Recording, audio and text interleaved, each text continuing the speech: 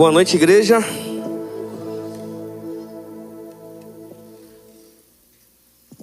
A paz do Senhor.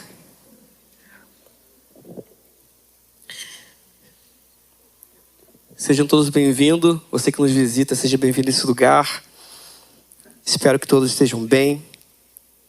As crianças, elas podem já ir para o seu culto, onde elas vão ouvir do Evangelho na linguagem delas.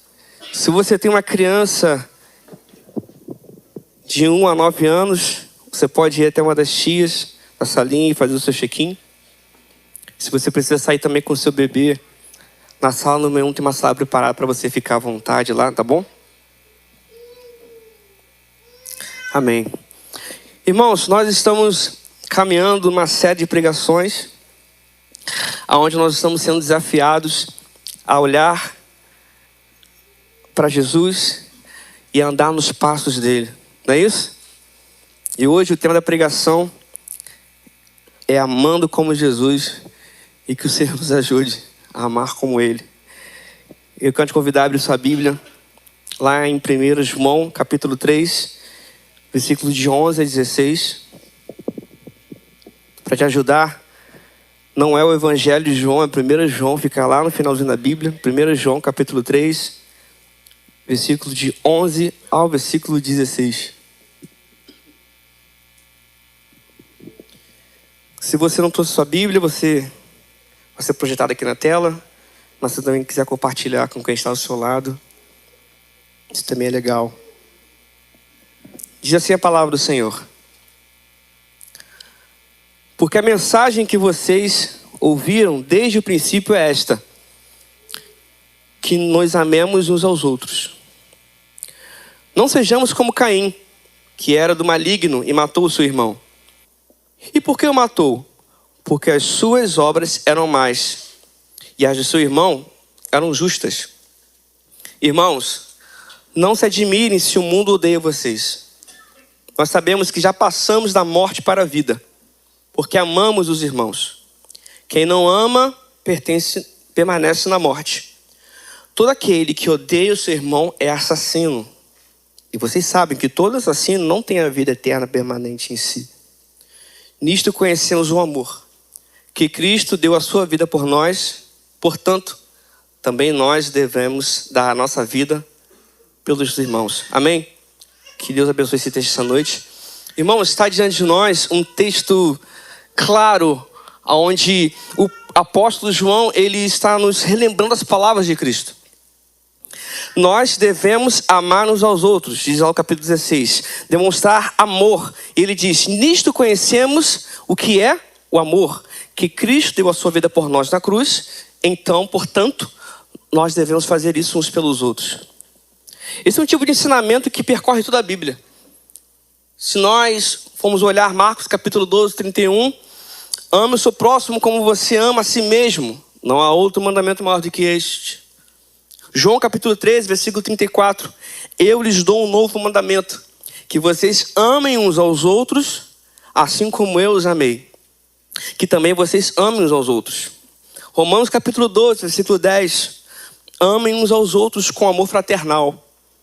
Quanto à honra, deem sempre preferência aos outros. Nós somos ensinados o tempo todo na palavra de Deus a olhar aos nossos irmãos e amar uns aos outros. Mas qual que é a régua de medir? É Cristo. Nisto conhecemos o amor. Assim como Cristo deu a sua vida por amor de nós, assim também nós vamos dar a nossa vida por amor aos outros. Então a régua de medir é Cristo, ok? Mas será que realmente a maior demonstração é essa que nós podemos seguir? Está estabelecido na palavra do Senhor que Cristo deu a sua vida por nós e nós devemos olhar para Ele. Mas será que essa é realmente a maior demonstração de amor que nós podemos seguir? Será que essa realmente é a régua que nós podemos ter? Eu queria te fazer uma pergunta essa noite. Você já se perguntou qual foi o maior ato de amor que já existiu? Não, fala sério, você já pensou sobre isso? Qual o maior ato de amor que já existiu na história da humanidade? Se nós pudéssemos colocar em um ranking de 1 a 10 o que estaria no topo da sua lista? Qual seria o recorde? Eu lembro que quando eu era mais novo, toda quinta-feira tinha um ensaio do coral lá em casa. O coral era o Grupo Alacre. E eu e meu irmão, a gente era pequeno, a gente já cantava no coral. Só que a gente é criança, então a gente estava cantando, mas a gente queria que o ensaio acabasse porque depois do ensaio começava um programa chamado Guinness Book. Alguém que lembra? Poucos lembram. Guinness Book. Na verdade, o programa é baseado num livro chamado Guinness Book, que é livro dos recordes. E aquele programa era muito legal, porque ali estavam todos os recordes do mundo. Se você era bom numa coisa, você tinha que estar ali no livro dos recordes. Ou o maior ou o menor. O maior nariz do mundo, o menor nariz do mundo, o maior salto de voo, o maior mergulho em profundidade. Tudo que era recorde estava ali. E a gente ficava ansioso para ver o que seria, naquele dia do programa, o maior olho do mundo, o menor olho do mundo. E se você é bom, você pode entrar para o livro dos recordes no Guinness Book, ok? Mas a gente ficava ansioso. E eu fiquei pensando nisso, cara, o que eu colocaria no livro dos recordes? O que eu colocaria no Guinness Book como a maior demonstração de amor? E eu queria que você pensasse nessa realidade também. Se nós pudéssemos olhar para a realidade de hoje, para a nossa cultura, talvez se você colocasse um romance muito famoso de Shakespeare, Romeu e Julieta, um trágico romance, muito conhecido por toda a humanidade, todo mundo conhece essa história. Talvez você colocasse isso ali, cara, isso aqui é um exemplo de amor. Se nós formos mais para a cultura pop hoje, você colocaria o quê? Um filme, talvez? Fala aí, Diário de uma Paixão, Uma Linda Mulher. Talvez seja o maior exemplo de amor que você já viu na sua realidade, você colocasse na sua listagem. Agora você mais ainda real. Dorama. Quem aí colocaria um dorama? Pousando no Amor. Ó, John Wick. Talvez essa é a sua realidade. Você fala, cara, que eu nunca vi alguém amar tanto alguém como John Wick. E você colocasse na sua lista ali essa história de amor. Mas a verdade, queridos, a pergunta que fica para nós é: o mundo sabe o que é o amor? Nós sabemos a verdade do amor? Afinal de contas, todo mundo fala em amor, está todo mundo falando sobre amar mais, amar mais. Nós dizemos, o que o mundo precisa é de mais amor. Amor nas ruas, amor nas escolas, amor na política, amor, amor. Existem músicas que falam sobre amor, poesias. Há quem mate por amor. Mas a grande verdade é que o mundo, nós não sabemos o que é amor. Quando ligamos a TV ou nós olhamos na tela do nosso celular, o que nós vemos é justamente o oposto disso. Guerras no mundo, abuso infantil, abuso de mulheres, abuso de poder, pessoas morrendo de bala perdida, assaltos, roubos, sequestros, tráfico de drogas, tráfico de pessoas, racismo, homofobia, feminicídio, desmatamento. A lista é enorme. Nós poderíamos ficar aqui a noite toda listando o quanto o mundo falta amor. Algumas pessoas acreditam que a solução para o mundo está na educação, está em ações mais humanistas. Mas, como nós já falamos, o mundo não sabe o que é amar. Quando o amor encarnado veio até nós, o que nós fizemos? Nós o matamos. Não foi um conselho de amor que veio aqui. Não foi a demonstração do amor. Eu estou dizendo que o Deus do amor, o próprio amor encarnado, veio até nós. E a humanidade matou o amor. E nós queremos falar sobre amor? Queremos falar sobre amar mais? Talvez você tenha dificuldade de amar pessoas. O ensinamento da palavra de Deus está dizendo: ame uns aos outros, mas você tem dificuldade em amar as pessoas. Possivelmente você tem dificuldades em amar Jesus. E a lidar com milhões de pessoas. Diante disso, eu convido vocês a nós analisarmos juntos 4 pontos. 4 pontos de como o nosso amor, o amor do mundo, é diferente do amor de Cristo. A primeira coisa é: o amor do mundo não é voluntário. Nós somos a geração do vitimismo. Somos a geração que acredita que somos especiais e que o mundo, na verdade, gira em nosso redor. Nós somos o centro e a ideia deve ser protegida a todo custo. A verdade é que precisamos de leis e limites que nos obriguem a ficar na linha. E mesmo assim, nós temos tendências à insubordinação. Quando nos voluntariamos para algo, inevitavelmente, uma sombra nos persegue. A sombra do eu farei para receber. É quase inevitável essa sombra que nos persegue. Por outro lado, Jesus, o amor de Jesus, ele é totalmente voluntário. Jesus não foi uma vítima em defesa dos líderes judeus que manipularam a sua execução. Nem dos soldados romanos que realmente realizaram a crucificação dele. Ninguém obrigou Jesus a ir até a cruz. Jesus escolheu morrer voluntariamente, como está escrito em João 10. Jesus mesmo explicou: dou a minha vida pelas ovelhas. Ninguém a tira de mim, pelo contrário. Eu espontaneamente a dou, tenho poder para dar a minha vida e para revê-la. Jesus escolheu morrer por suas ovelhas porque as amava. Este modelo de amor visto na morte de Jesus, na cruz, foi um ato puramente, profundamente voluntário. E nós acabamos de ver que o mundo ele não é voluntário. Jesus, o amor dele é totalmente voluntário. E ele nos convida a ser também assim. Os seguidores de Cristo estão sobre a obrigação de amar uns aos outros. Nosso Salvador tanto ordenou quanto também foi modelo desse amor. Há uma fonte muito mais confiável para que tenhamos nossos reservatórios de amor suficientemente abastecidos, de modo que tenhamos amor uns pelos outros. 1 João, no capítulo 4, versículo 7 diz: amados, amemo-nos uns aos outros, porque o amor procede de Deus. É uma fonte confiável. Amados, versículo 11: amados, se Deus de tal maneira nos amou, devemos nós também amar uns aos outros. Versículo 16: e nós conhecemos e cremos no amor que Deus tem por nós. Versículo 19: nós amamos porque Ele nos amou primeiro. Em outras palavras, em vez de olharmos para o objeto do nosso amor como uma fonte de força para o nosso próprio amor, devemos confiar no amor que já recebemos do Senhor. Conhecendo e confiando no amor que o Senhor tem por nós, podemos de maneira voluntariamente amar até a pessoa mais desagradável. Esse é o ponto 1.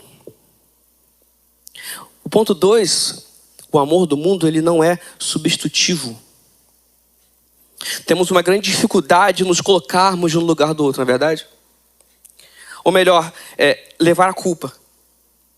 É quase que instintivo nós reagirmos a uma falsa acusação. Na verdade, nossa natureza adâmica, ela impulsiona nos livrar da culpa colocando-a no outro. Fala a verdade, você tem facilidade em levar a culpa? De maneira intencional. Nós rejeitamos isso. Nós não somos substitutivos, nós não colocamos no lugar do outro. Temos uma dificuldade enorme com isso. O amor de Jesus é totalmente substitutivo. Você e eu temos de morrer. Quando o nosso antepassado Adão escolheu pecar contra Deus e morrer, e a morte entrou na raça humana, cada humano pecador, nascido desde então, foi ordenado a morrer. Jesus não tinha que morrer como Deus encarnado. Jesus era o próprio autor da vida. Ele era eterno. Ele não tinha que morrer, ele morreu em nosso lugar. Ele morreu em nosso lugar. Vocês conseguem imaginar aqui um grande tribunal? Imagine aqui agora um grande tribunal, onde Deus está aqui, e Ele é um Deus, Ele é o justo juiz. Você está sentado e sendo acusado, está no banco dos réus. E o advogado aqui de acusação é o próprio Satanás. E Satanás está cheio de provas contra você. Porque afinal, o justo juiz decretou que quem pecasse ia morrer. E quantos aqui são pecadores? Tcharam. Então existem muitas provas contra você, não é verdade? E Satanás, esse advogado, muito astuto, sabe como fazer suas acusações. Você não sabe como se defender. E então esse justo juiz, ele pega a sua sentença. E nós não estamos aqui muito familiarizados com a pena de morte, não é verdade? Isso é mais costume lá nos Estados Unidos, onde tem cadeira elétrica, onde tem injeção. Mas nos Estados Unidos existe a pena de morte. Mas digamos que aqui realmente a sentença seja de pena de morte. Existe uma cadeira elétrica aqui, onde eu e você precisaremos sentar nessa cadeira. E esse justo juiz, ele pega essa condenação contra você, ele fala, eu não posso votar na minha palavra, eu sou justo, eu sou juiz, e eu preciso pagar o pecado. Preciso condenar. Ele decreta a morte. E aí o advogado fica feliz, né? Por quê? Porque ele venceu contra mim e contra você. Só que quando esse advogado, Satanás, ele vira de costas, ele espera a morte nossa, ele vê o juiz descendo daqui de cima. E ele tira a roupa de juiz e ele senta na cadeira por mim e por você. E aí o preço da morte foi pago. Quantos aqui entenderam isso? Diga amém. O preço foi pago por mim e por você. Ele nos substituiu. Por isso a morte de Cristo é a substitutiva. Deus, na forma de Cristo, Deus encarnado, veio aqui e morreu a morte que era minha e era sua. E assim como Cristo, nosso amor também deve ser substitutivo. Jesus convida os seus seguidores a andar junto aos nossos irmãos e irmãs, demonstrando o amor de Cristo, compartilhando as suas lutas emocionais e espirituais. Esse é o convite de Cristo para que nós olhemos uns aos outros e nós compartilhemos a vida, ajudando a levar suas cargas, podendo tornar leve a carga dos irmãos, enquanto andamos juntos dando suporte, encorajando e amando com amor substitutivo. Você já levou a culpa de alguém de maneira intencional? Já parou para pensar nisso de verdade? Qual foi a última vez que você levou a culpa de uma forma intencional? Certa vez, uma empresa, uma multinacional, uma mãe solteira conseguiu uma vaga nessa empresa. E ela começou a trabalhar. E ela precisava muito, porque ela tinha um bebê pequeno, ela estava sozinha. Uma empresa extremamente difícil de entrar, ela entrou nessa empresa. Uau, que alegria. Só que, em alguns poucos meses de trabalho, ela cometeu um erro gravíssimo. O erro dela custou milhões de dólares para aquela empresa multinacional. E aí, obviamente, não podia ficar escondido. O diretor-geral da empresa chamou o gerente administrativo dela para perguntar o que houve no setor dele. E aquele gerente administrativo, ele falou assim, olha só, eu errei. E aí todos ficaram assustados com aquele gerente, porque ele era antigo na casa, experiente, mas alguém precisava pagar aquilo, assumir o problema, e aquele bom gerente administrativo foi mandado embora. E aí toda a empresa ficou sabendo, e inclusive aquela mãe solteira que precisava daquele emprego. E ela, sabendo que foi ela, chegou até o gerente de administrativo e falou, por que você fez isso? Eu cometi o erro, por que você fez isso? E ele fala, o meu mestre me ensinou a assumir lugares, culpa de quem precisa. E aí você pode, diante dessa história, analisar se aquele cara ele foi ético, se não precisava ter feito aquilo, se foi exagerado ou não. Mas a verdade dessa história, que é uma história verdadeira, aquela mulher, ela decidiu conhecer aquele mestre. Ela decidiu se entregar como alguém que coloca uma carreira tão importante em jogo em favor de alguém tão menor. Tão à beira. Esse mestre deve ser incrível. E aquela mulher se entregou para Jesus. Queridos, Até quando eu e você vamos continuar calculando os danos de se entregar em favor de outra pessoa? Até quando eu e você vamos continuar preocupados com a aparência, preocupados com o trabalho, preocupados com o que as pessoas vão pensar de mim, porque eu não quero me colocar no lugar do outro? Você e eu estamos sendo convidados a olhar para Cristo de verdade, irmãos. É um convite a abandonar a si mesmo. Abandone a si mesmo. Sonhos, prazeres, aparência, aquilo que vão pensar de mim, necessidade de aprovação, abandone. Você e eu estamos sendo convidados a abandonar tudo isso e a nos colocarmos no lugar do outro. Sem isso, irmãos, nosso amor vai ser falho. Nosso amor não será substitutivo. Terceiro, o amor do mundo não é sacrificial. A humanidade não sabe o que é se sacrificar em favor do outro. Nossos sacrifícios são voltados para nós mesmos. Eu sou o beneficiado, sempre. Me sacrifico no trabalho, na academia, no tempo com os amigos, para alcançar os meus objetivos. E qualquer coisa que atrapalhe a minha produtividade deve ser esmagada a todo custo. Não é isso? Não é isso que os vídeos motivacionais que você assiste falam? Que os grandes coaches estão falando? A águia anda com? A águia. Deus me livre. Isso é uma mentira que estão pregando para você, meu irmão. Nós estamos sendo ensinados a não se sacrificar por ninguém, somente por você mesmo. Quanto vale o seu sonho? Então você acorda às 4 da manhã e coloca gelo na cara e vai tomar, ai, loucura. E é academia, uma vida que você tenta sustentar porque você vê na internet pessoas fazendo aquilo e você quer fazer igual. Mas o sacrifício é voltado para si mesmo. Qual foi a última vez que você viu um vídeo de alguém falando sacrifique pelo outro? Morra pelo outro? Acorde cedo pelo outro? Dê a sua vida pelo outro? Nunca é o outro, é sempre a si mesmo. O amor do mundo não é sacrificial.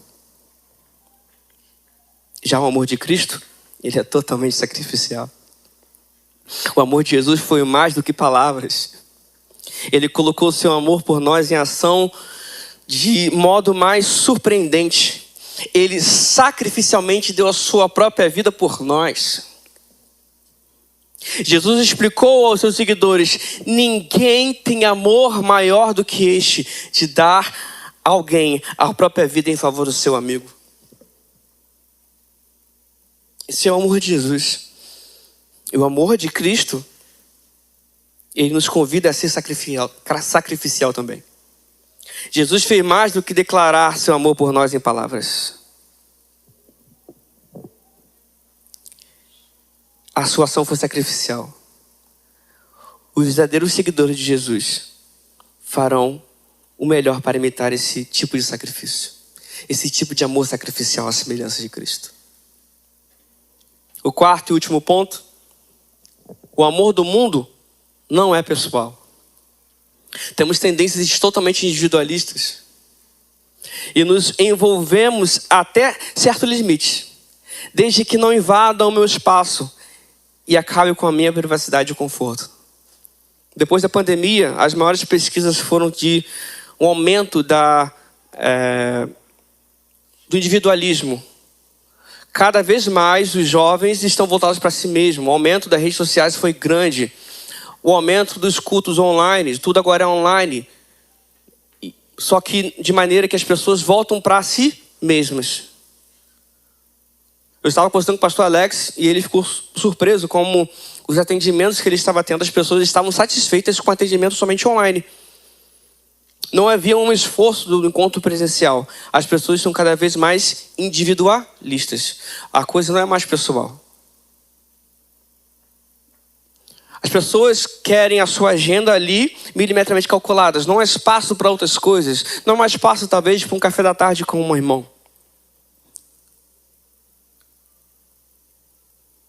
O nosso envolvimento é meramente institucional, superficial.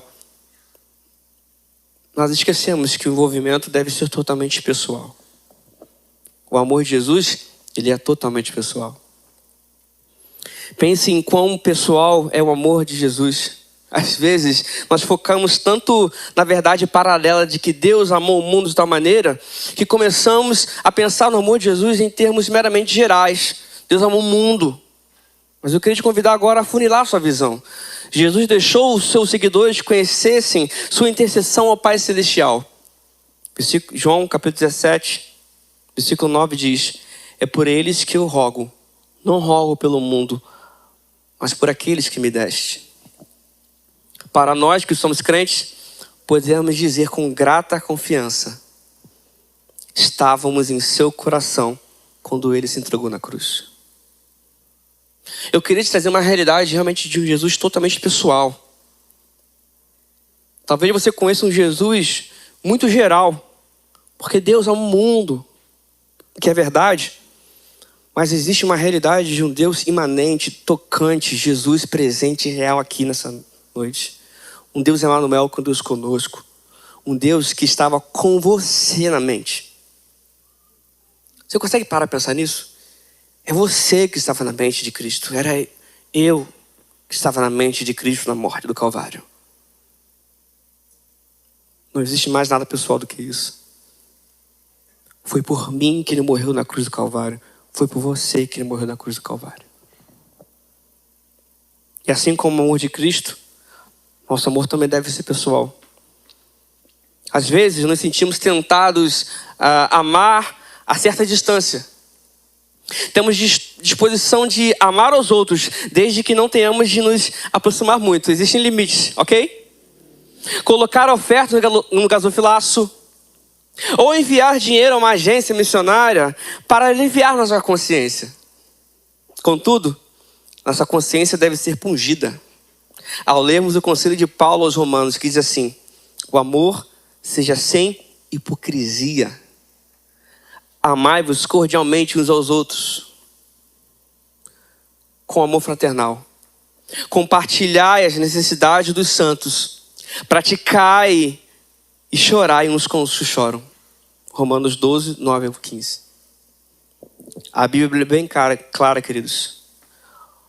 O maior ato de amor de todos os tempos, que transcende todas as outras demonstrações de amor, é a morte de Jesus na cruz romana, em favor de pecadores que não merecem nada.